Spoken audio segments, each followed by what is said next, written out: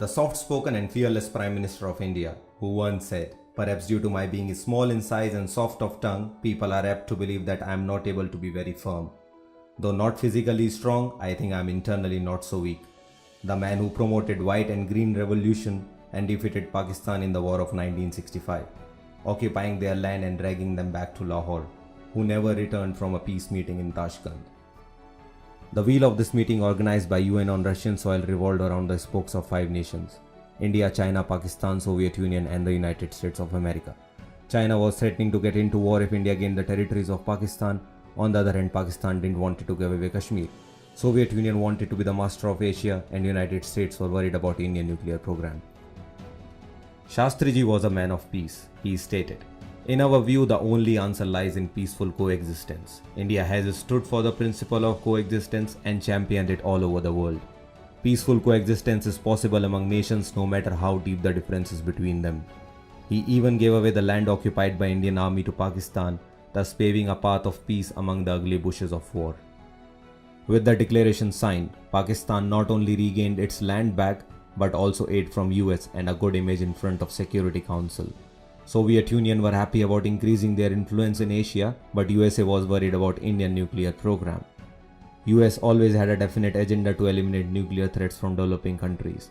Shastri ji was resistant to US policies and had refused to shut down the Indian nuclear program.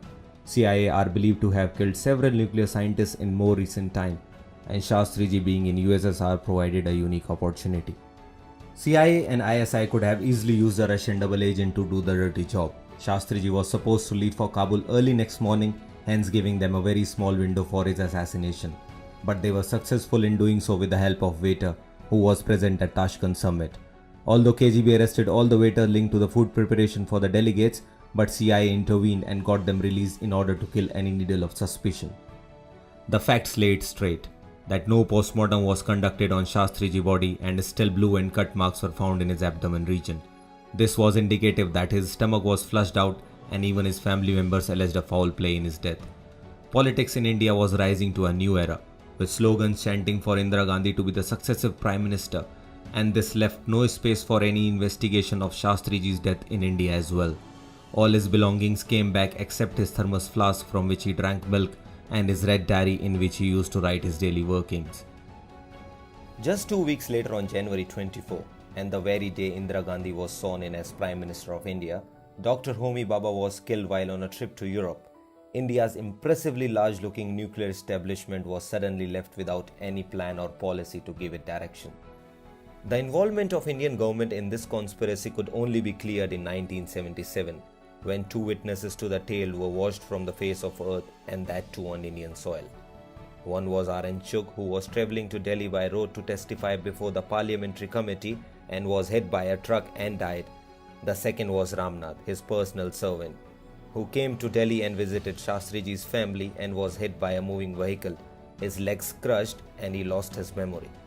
Ramnath always travelled with Shastri ji to any of his visit, and Shastri ji only ate food prepared by him. Then why that night food was prepared by Jan Mohammed clearly matches our theory of poisoning the Indian Prime Minister. Gregory Douglas, a journalist who interviewed former CIA operative Robert Crowley over a period of 4 years, recorded their telephonic conversations.